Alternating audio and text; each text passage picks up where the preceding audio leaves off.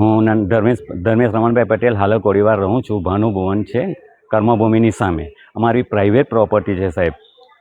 અમે 50 વર્ષે આ ચોથી પેઢી ચાલે છે, બરાબર. ને અમારા વિધાઉટ સાઇન કરવા વગર સાહેબ અમારા નામ કાઢી નાખવામાં આવેલા છે 2015માં. ત્યારબાદ હું પ્રાંત અધિકારીમાં જીતી બી ગયો છું. મારા પર ડોક્યુમેન્ટ બી છે, બધા ડોક્યુમેન્ટ છે. પણ સાહેબ અહીંયા બધા પૈસા આપીને બધા માણસોને ફોડવામાં આવે છે. સ્પેશિયલ સરકારી અધિકારીઓ બી અમને કોઈ દાદ નથી આપતો કે આપણે પાગલ છે એ રીતે એવું વિચારે છે લોકો. સરપંચશ્રી સભ્યશ્રીને કાયમ અમને દબડાવવા માંગે છે કે જે થાય તે કરી લો સાહેબ. હરેક વાર એકને એક શબ્દ. અને આજે અમે ઘરમાં સાફ સફાઈ કરતા હતા અને અહીંયા સાહેબ જેસીબી લઈને તોડવાનું ચાલુ કરી નાખ્યું.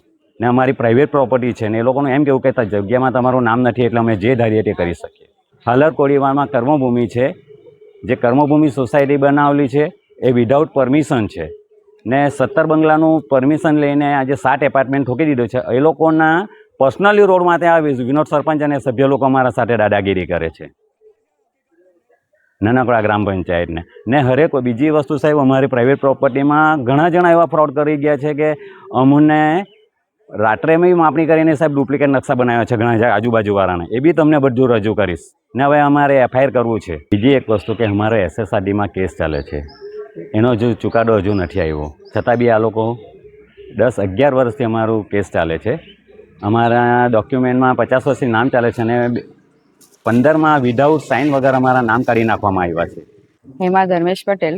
અહીંયા આગળ અમે હાલર નાનકવાડા વિસ્તારમાં રહીએ છીએ કોડીવાડમાં. અમારા પાછળ કર્મભૂમિની બિલ્ડિંગ આવેલી છે. અમારા પાછળના ભાગનું અમારો ઘરના પાછળનો ભાગ છે તે ઓલરેડી પહેલાંથી ઘર હતું નાનું, તે તૂટી ગયું. ને હવે તૂટી ગયું તો એ રસ્તામાં લોકો જબરદસ્તી બોલાવવા માંગે છે. અને સવારે અમને જાણ કર્યા વગર 10:30ની આસપાસ નોટિસ પણ કાંઈ નહીં આપી અને 10:30ની આસપાસ સરપંચ જેસીબી લઈને અહીંયા આવી ગયેલા. અને કર્મભૂમિવાળા લગભગ 100 જેવા માણસો એ લોકો આવ્યા. અને અમે આ લોકો બે જ ભાઈએ છે, અમને ખોટી રીતે ગભરાવે છે ને જેસીબી ચલાવીને અમને હેરાન કરવા માંગતા હતા. અને પછી બધું તોડી નાખવા આવ્યું. ઝાડ તોડી માંડીને ઘર તોડી નાખે એમ કહે છે. ઇલેક્ટ્રિકનો વાયર તોડી નાખ્યો અમારો, બધું તોડીને અમારું નુકસાન કર્યું. અને અમને જબરદસ્તી એમ કહે છે કે અહીંયાથી બધું કાઢીને અમને રસ્તો ક્લિયર કરી આપો. ને એમના બિલ્ડર એમ કીધેલું હતું કે રસ્તો ઓલરેડી તમારે લવકુશ બાજુથી લેવાનો છે. સોસાયટીવાળાને પહેલાંથી કીધેલું હતું કે આ રસ્તો તમારે અમે નથી વાપરવાના એમ કીધેલું અમને. એનો પહેલેથી અમારો કેસ ચાલે છે. લગભગ 10 વર્ષ થયા એ વાતને. આ સોસાયટી બનેલી ત્યારનો અમારો કેસ ચાલે છે. તો અમને બિલ્ડરે ચોખ્ખું કીધું હતું કે એ લોકો આ રસ્તો નથી વાપરવાના, અમારા બિલ્ડિંગવાળા એ લોકો બી પાછળનો રસ્તો વાપરશે, તમારું નહીં વાપરશે. તો બી છતાં પણ હવે આજે સરપંચ વિનોદભાઈ પટેલ નાનકવાડા ગ્રામ પંચાયતના સરપંચ છે, એ અમારી પાસે અને ડેપ્યુટી સરપંચ ને બધા સાથે થઈને આજે આવેલા હતા. હું બધાને ઓળખતી નથી, સરપંચ સાહેબને ઓળખું છું. એ બધા લઈને આવીને અમને ખોટી રીતે ગભરાવાની કોશિશ કરતા હતા.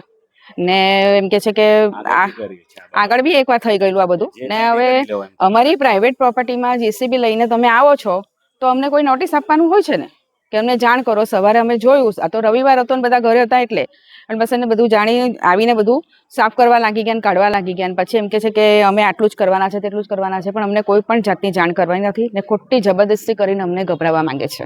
બીજું કશું નથી કરતા લોકો. ગ્રામ પંચાયતના સભ્ય લોકો બી આગળ બી જે થાય તે કરી લેજો, એમ તમારે જે કરવું હોય તે જ્યાં જવું હોય ત્યાં. હા, એટલે અમને ખોટી રીતે ગભરાવવા માંગે છે. ખુલ્લામ બદમાશી કરે છે. ને અમારો રસ્તો ઓલરેડી અમે રસ્તામાં આપેલી જ છે જગ્યા. એવું નથી કે અમે રસ્તો બંધ કર્યો છે. અમે ઓલરેડી રસ્તાની બીજી સાઈડ પણ અમારી 7 ફૂટ જગ્યા બોલે છે. આ રસ્તો છે એની સાઈડ નહીં, ટોટલ 18 ફૂટ છે, પણ રસ્તાની પેલી સાઈડે પણ 7 ફૂટ છે. તો અમે એમ કીધું કે એ 7 ફૂટનામાંથી તમે રસ્તો કાઢો.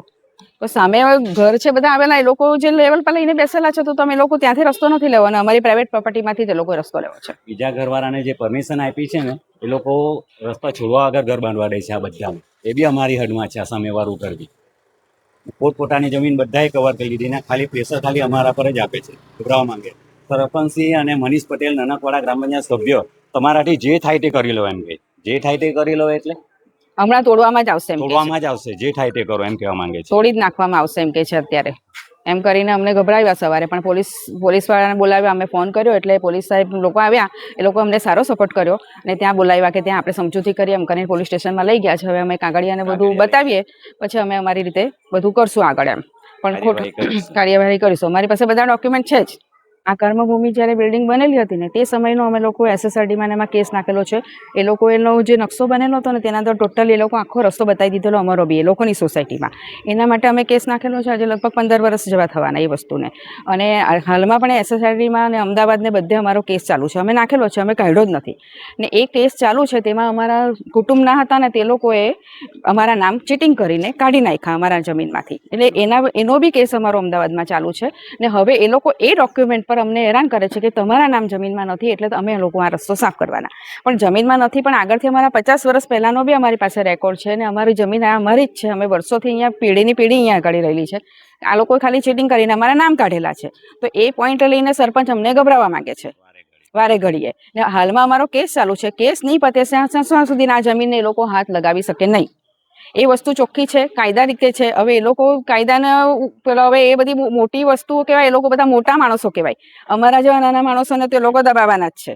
એ રીતે દબાવવાના છે કે આ તમારું નથી ને અમે કરવાના છે એ રીતે, બરાબર. હવે આ કેસ ચાલુ છે કર્મભૂમિ પર. અમારા એના બિલ્ડર્સ જિગ્નેશભાઈ અને કૃપલ શાહ એ લોકો પર અમે કેસ મૂકેલો છે. અને એઝર્સ કરીને એક ભાઈ હતા તેમની નામ પર. તો એ કેસ હજી બી ચાલુ છે.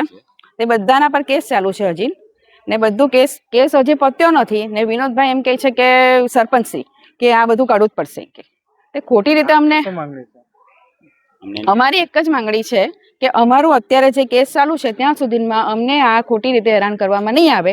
ને અમારી પ્રાઇવેટ પ્રોપર્ટી છે તેના અંદરથી રસ્તો પાસ નહીં થશે. જે વાપરવા આપ્યો છે અમે લોકોએ લગભગ કેટલા ફૂટ આપ્યો છે આપી દીધેલો છે અમને. એવું નથી કે અમે સોસાયટી વાળાને નથી જવા દેતા, પણ એ લોકોની મોટી મોટી 4 વ્હીલરોનો ટેમ્પાને બધું જ જવા માટે અહીંયા આગળથી માંગણી કરે છે. તો એ લોકોના માટે એ લોકોના બિલ્ડરે ચોખ્ખું કીધું હતું કે લવકુશને અમરજોતમાંથી જે રસ્તો નીકળે છે ત્યાંથી વપરાશ થશે.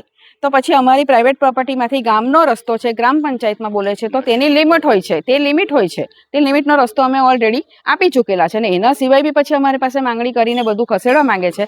તે ખોટી રીતે હેરાન કરવામાં આવે છે અમને. તો એટલું જ છે કે હવે જે કંઈ ન્યાય થાય તો સરખી રીતે થાય. પછી મોટા માણસોનું સાંભળીને જ થઈ જાય એવું નહીં થાય. તેના માટે અમે ખાસ મૂકવામાં આવી છે વલસાડ ચેનલ ઉપર કે અમને ખોટી રીતે પાછા હેરાન નહીં કરવામાં આવે.